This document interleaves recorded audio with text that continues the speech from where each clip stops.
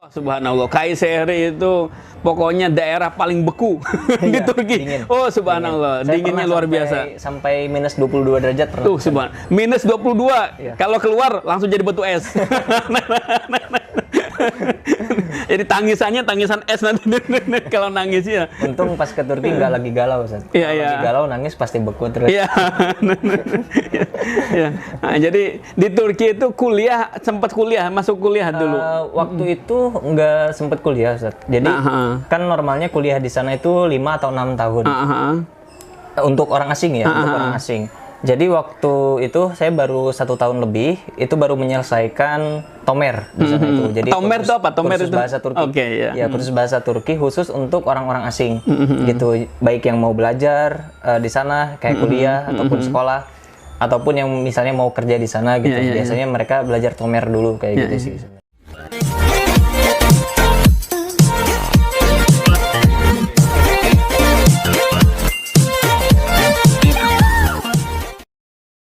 Assalamualaikum warahmatullahi wabarakatuh. Apa kabar sahabat bahagia semuanya?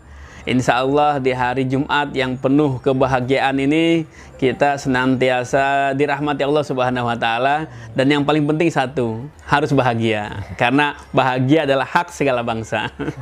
Sahabat bahagia semuanya, hari ini kita kedatangan tamu istimewa. Ini seorang santri alumni Ummul Qura yang punya pengalaman luar biasa di negeri Turki. Dia sempat kuliah di Turki dan sekarang meneruskan kuliah di Indonesia. Banyak hal-hal yang luar biasa yang bisa kita ambil dari tamu kita hari ini. Terutama satu hal, dia YouTuber yang sudah sangat banyak followernya. Wah, puluhan ribu ini followernya nih, luar biasa nih. Dan kita bisa belajar, bukan hanya belajar nge-YouTube, tapi belajar bahasa Turki. Kenapa? Karena kontennya menarik. Saya tadi scrolling yang lihat-lihat ternyata kontennya ini how to learn, bagaimana belajar bahasa Turki. Karena bahasa Turki itu ternyata mudah juga ya. Nah, mari kita sambut tamu kita, Abdul Aziz ya. Gimana kabarnya Abdul Aziz? Alhamdulillah sehat, Ustaz. Alhamdulillah. Ini coba sahabat semuanya lihat nih, diperhatikan nih Abdul Aziz ini. Mirip ini ya, menteri kita ya, Menteri Pariwisata ya. Yang dulu Wagub DKI Jakarta, pernah jadi calon wakil presiden. Tapi nggak jadi. Sandiaga Uno ya. Iya, Mr. Sandiaga Uno ya. Jadi Aziz ini angkatan ke berapa, Aziz? Ke-16. Ke-16, angkatan ke-16. Angkatan 16 itu lumayan lama juga ya, udah lulus dari Ummul Qura ya? Ya, tahun 2015. 2015, sekarang 2021. 21. Sudah 6 tahun loh. Udah 6 tahun lulus dari Ummul Qura loh, tapi masih wajahnya masih fresh ya, kayak baru lulus ya kemarin ya, kayak mu'alim ya, kayak kelas 6. Ini luar biasa nih. Aziz ini berarti ini termasuk orang yang awet nih ya, awet ganteng kayak saya. Karena bahagia, iya, karena bahagia.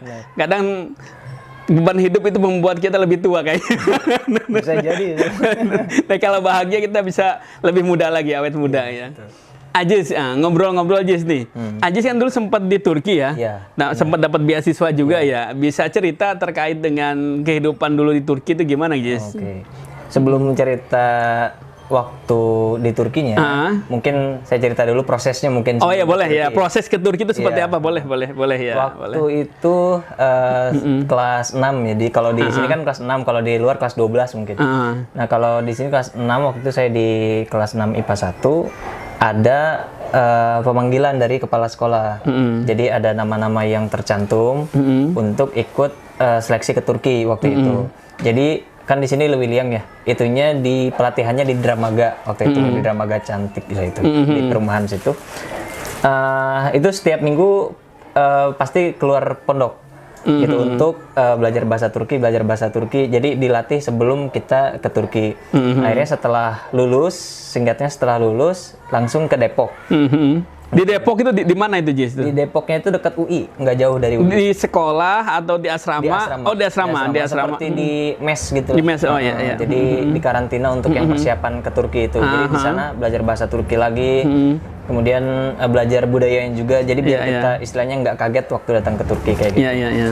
Terus setelah selesai selama hampir 2 bulan di Depok, dilanjut di Tangerang. Waktu itu di Tangerang, di Tangerang itu sekitar 1 bulan. 1 bulan, habis itu tinggal nunggu pengumuman ke Turki.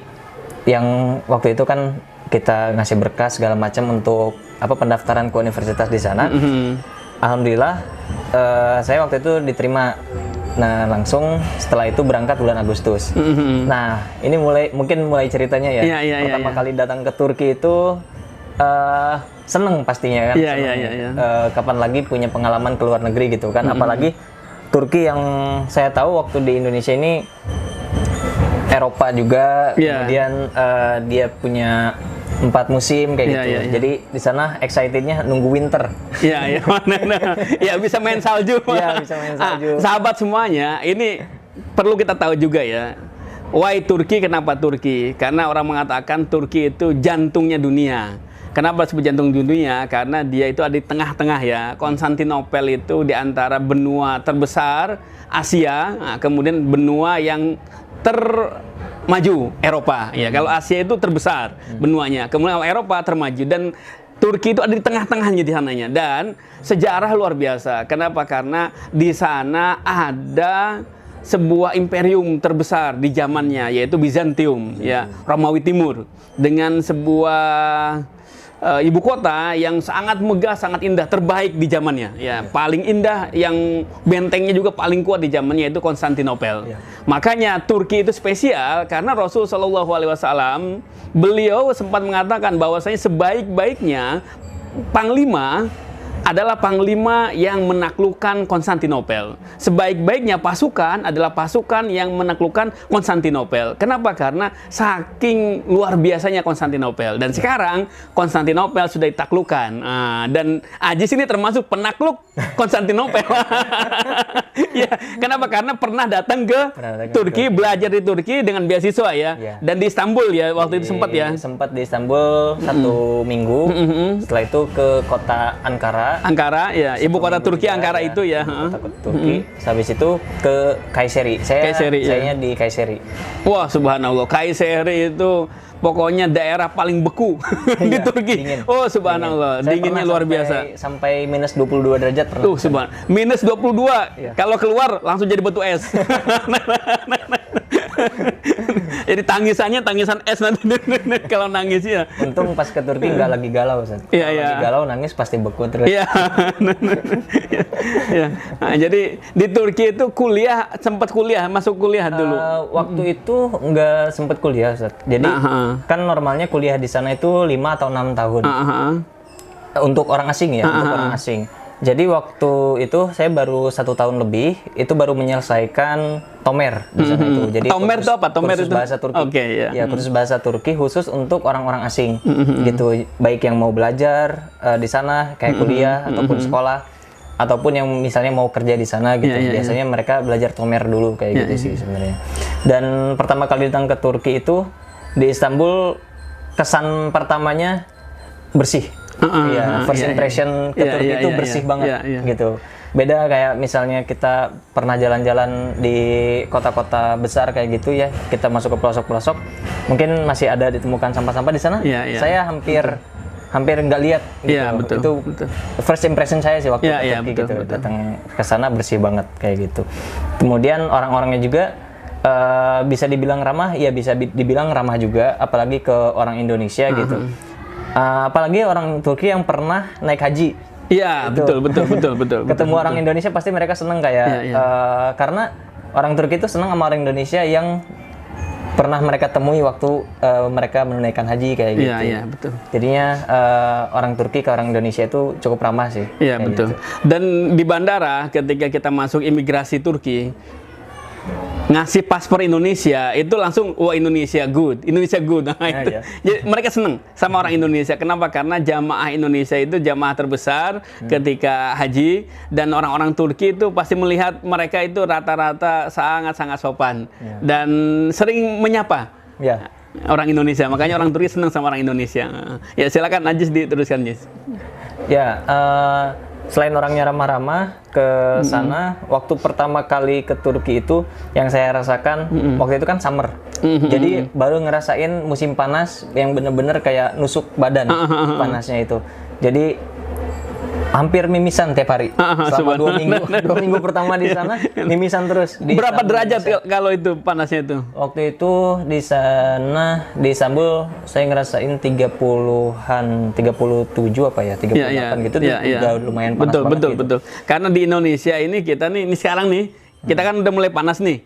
Coba lihat di HP 32, 31 panas, sudah panas banget ya. Ini 37, 38, wow luar biasa ya panasnya. Jadi kalau di daerah-daerah Eropa, ketika musim panas, panas banget. Musim dingin, dingin banget. Makanya orang-orang sana itu kebanyakan gede-gede dia. Iya, dan tebal-tebal kulitnya. Kenapa? Karena biar tadi bertahan di segala musim ya. Orang Indonesia nggak masalah apa adanya ya. Kenapa? Karena baldatun thayyibatun rabbun ghafur. Iya, tanahnya subur, alamnya indah dan cuacanya sangat bersahabat. Makanya paling bahagia tinggal di Indonesia. Ya. Akhirnya Aziz pun ini 1 tahun di Turki dia kembali ke Indonesia. Saking cintanya sama tanah air. Ini luar biasa. Ya, jadi Indonesia itu adalah sorga yang dipinjamkan oleh Allah kepada umat manusia. Subhanallah. Nah, jadi Aziz ini terkait dengan kegiatan di Indonesia. Aziz kan setahun di Turki nih ya.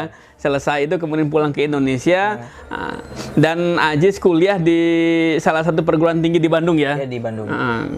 Itu apakah ada perbedaan nih ketika dulu di Turki sempat ikut kursus Tomar, kemudian ikut kelasnya, gurunya juga orang Turki, ya dosen orang Turki. Sekarang nih ke Indonesia di Bandung, dosen orang Indonesia, teman-teman orang Indonesia dan lingkungan Indonesia itu ada beda apa enggak, Jis?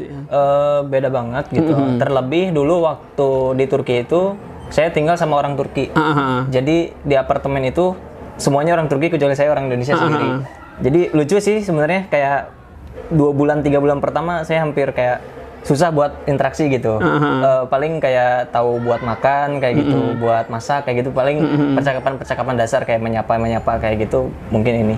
Nah, kalau di Indonesia sendiri ketika saya di Bandung ya tinggalnya sama orang Indonesia yang beda kultur juga gitu. Kan kalau orang Turki mereka biasanya yang saya kenal ya, yang orang-orang Turki yang saya kenal, mereka habis subuh tidur kayak gitu. Jadi itu hampir kayak kebiasaan mereka, habits mereka kayak gitu sih. Terus habit mereka itu yang saya salutin, mereka itu on time juga gitu orang-orangnya. Jadi janjian jam 1 gitu, pasti jam 1 terjadi. Kalau di Indonesia kan OTW gitu, jam 1 gitu, taunya OTW masih belum mandi di rumah. Masih tiduran gitu. OTW. Ya kayak gitu mereka bagus ya orang-orangnya kayak gitu. Terus apalagi kayak tinggal di Turki itu kan kita di apartemen. Jadi di apartemen itu kita interaksi sama tetangga itu kurang kayak gitu. Terus kita juga hampir nggak kenal gitu siapa tetangga depan kita, sebelah kita gitu siapa, kurang kenal juga. Tapi kalau di Indonesia kan kita tahu gitu tetangga kita siapa gitu loh. Gitu sih. Ya, karena emang dimanapun di dunia manapun kehidupan di apartemen itu kehidupan yang individualis ya. Orang masuk kamar atau masuk rumah, kunci pintu, tutup pintu, selesai udah, nggak ada yang tahu. Tapi di Indonesia pintu kita terbuka untuk siapa aja. Kadang ada tetangga yang masuk lewat dapur.